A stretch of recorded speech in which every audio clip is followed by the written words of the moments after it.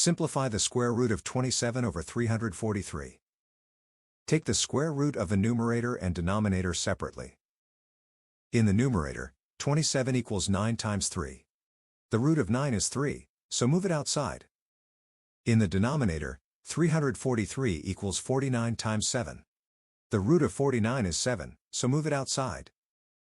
The denominator still contains square root 7. Rationalizing removes that root. Square root 7 over itself equals 1. Multiply by this factor. The value stays equal. Multiply across the numerator, then across the denominator. On top, multiply the roots to get square root 21.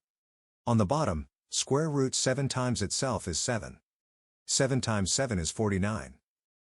The simplified exact value is 3 square root 21 over 49.